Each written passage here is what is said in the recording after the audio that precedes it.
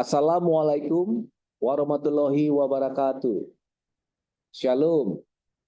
Selamat siang dan salam sejahtera bagi kita semua. Om Swastiastu, Nama Budaya, salam kebajikan. Rahayu. Bapak Ibu hadirin yang saya hormati, sekarang kita sampai kepada penghujung acara kita. Namun, izinkan saya mengucapkan terima kasih yang sebesar-besarnya kepada Bapak Dekan Fakultas Ekonomi dan Bisnis Universitas Indonesia, berikut jajarannya: Direktur Eksekutif Manajemen Ikatan Akuntan Indonesia beserta jajarannya, dan tentunya kepada para pengisi acara, Bapak Ketua DPN Ikatan Akuntan Indonesia, Bapak Ardan Adi Perdana, dan para panelis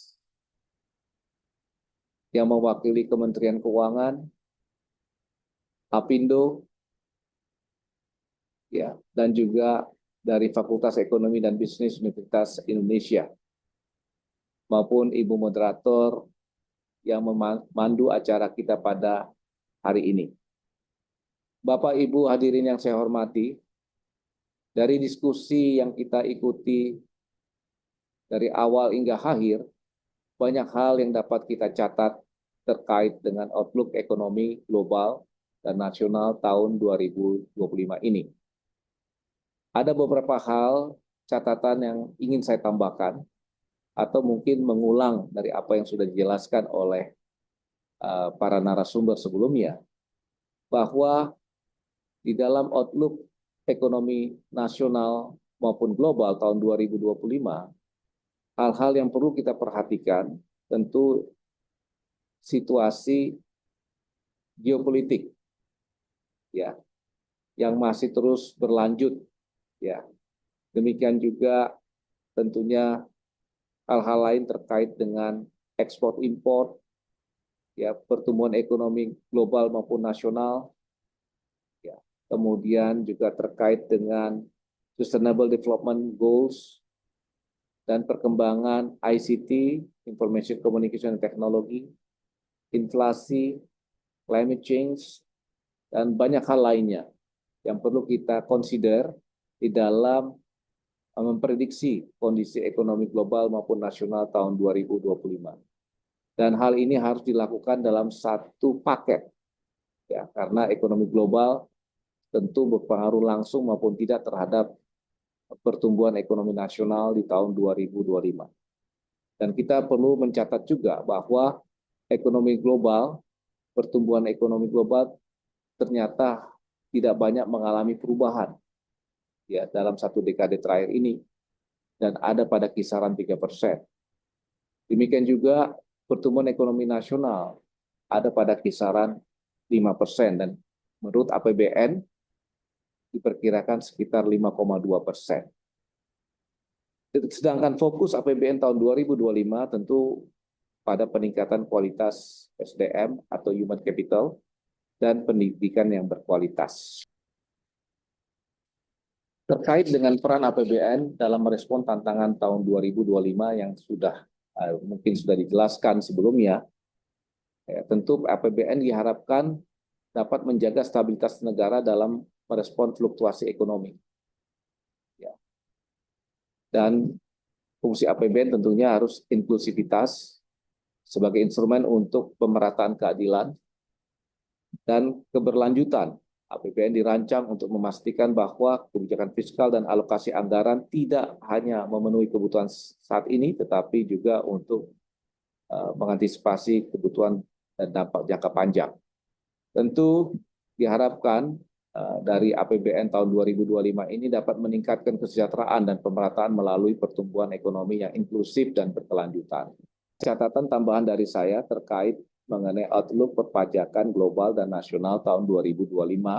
Pertama, dimulainya penerapan Core Tax Administration System atau CITAS, atau juga kita sering mengenal spesial pembaruan sistem inti administrasi perpajakan yang sudah dimulai di awal tahun 2025 ini. Kemudian yang berikutnya adalah reformasi struktur organisasi untuk mendukung pelaksanaan dari Cortex dan juga untuk menjaga sustainability dari pemenuhan rencana penerimaan pajak, ya, terutama tahun 2025 maupun tahun-tahun pajak selanjutnya. Tahun 2025 ini direncanakan penerimaan pajak itu sebesar 2.189 triliun. Kemudian yang ketiga, yang tidak kalah penting adalah penerapan pilar 2, ya, BEPS, Business Erosion and Profit Shifting 2.0. Ini terkait dengan ya, Global Business Erosion, ya, dengan tentunya menerapkan income inclusion rule maupun under tax payment rule, ya. Jadi ini akan mulai diterapkan, ya, karena kebijakan ini adalah multilateral convention dan ini harus diterapkan oleh semua negara anggota dari Inclusive Framework on BEPS, di mana Indonesia merupakan anggota dari BEPS itu sendiri. Dan diharapkan ini akan segera digulirkan di Indonesia maupun di negara-negara anggota lainnya.